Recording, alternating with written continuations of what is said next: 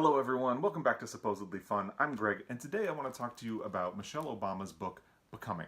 This is something I really liked. Now, the first thing you should know is that I adore Michelle Obama. I think she's grounded and successful and funny and relatable. And if you disagree with any of those attributes that I just mentioned, it's probably a sign that this book and maybe this video are not for you. And that's okay.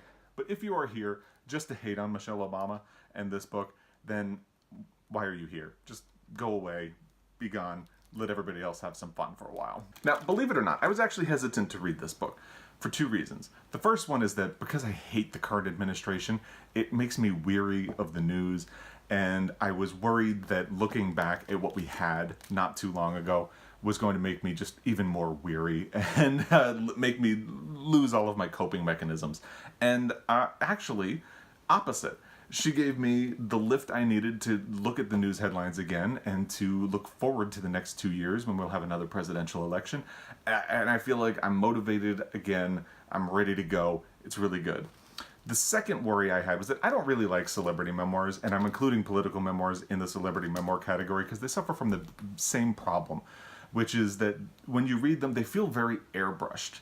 Nothing is really detailed or in-depth, and any kind of controversial issue that they do talk about feels like it's been filtered through a publicist, so you only come away with a very superficial understanding of the celebrity at work. Although I would say this experience was similar to reading Fun Home, which was one of my favorite books, which feels like a very honest look at the author's life and childhood, where she's trying to reconcile her past with her present.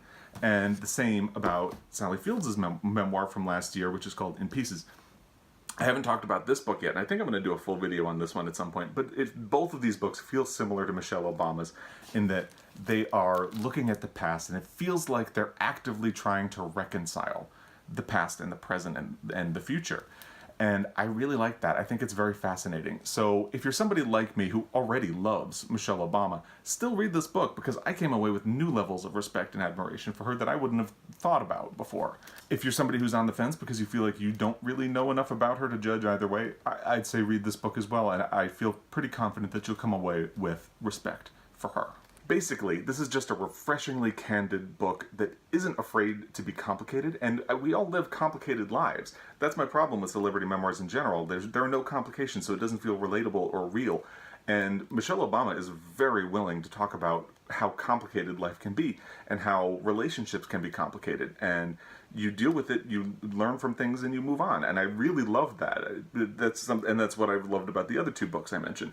She talks about growing up on the south side of Chicago, which was the neighborhood that experienced white flight when she was a child, and it got labeled as a ghetto. And she talks about the complicated systems that cause that and the ways in which it affects the people who were left behind, and how she managed to work her way out of it, but never forgot where she came from. And she talks about how problematic labeling a city as a ghetto is, and how it loses resources, and how inherently racist the systems that take away those resources are.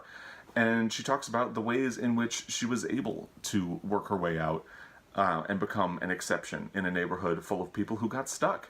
Those support systems that she uses include her parents, her mother and her father, who loved their children, stayed very close-knit with them. They lived in a two-bedroom apartment in the South Side, even though there were 4 of them.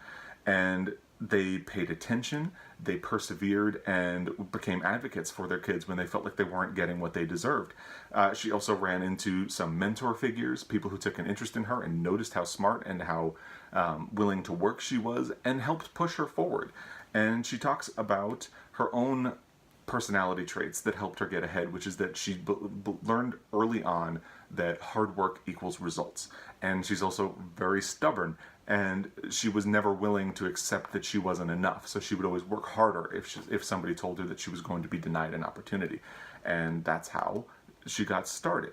As she discusses her time in the Ivy League for her bachelor degree and her post-grad degree and her subsequent fast track at a law firm in Chicago, she is also candid about how her ambition and her desire to prove herself kind of led her to make some mistakes about what she wanted in life and how she had defined success. She also relates how meeting her eventual husband, Barack Obama, of course, inspired her to let go of her fear and recalibrate her professional life so it would be something that was more fulfilling to her.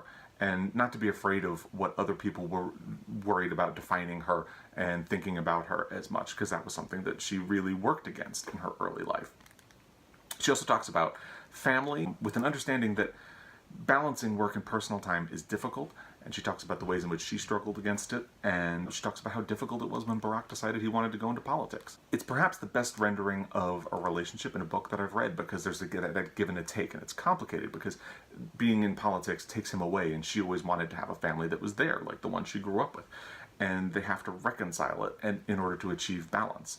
And I thought that was really well portrayed. I also really enjoy the central premise of the book, which is that we're never done growing or learning. We're always changing, always entering a new stage of life, and always becoming something else, hopefully something better. And the book does, naturally, close with the inauguration of Donald Trump. And that's the one part of the book where you can tell she is holding back a little bit. She's not 100% saying what she might want to say, but what she does say really makes up the difference. It's exquisite. She talks about how we've been in places like this before, and this is nothing new, especially if you're an African American who's lived in this country for any length of time at any point in history. You know, there are dark times, there are harder times. The point is, you keep moving forward, you keep becoming something better, and you don't lose motivation. You keep going. It's going to take time, it's going to take progress. The important thing is that you keep moving in that direction. And I adored this book. It gave me the lift I needed at this point in time. I feel energized, I feel happy. I got this from the library, as you can probably see, but I think when this comes out in paperback, I'm going to buy myself a copy of it, because I liked it that much that I'm probably going to want to have it around. So there you have it. That is Michelle Obama's Becoming. Stay tuned for more. I read some more books while I was on vacation, so I'll tell you about them. If you want to hear about that, be sure to subscribe, and until then, happy reading. Thank you for watching this video. If you liked what you saw, please subscribe or watch some more of my videos, or leave me a comment. Do you also love Michelle Obama? Let's talk about it. I would love to talk about it. And until next time, thank you.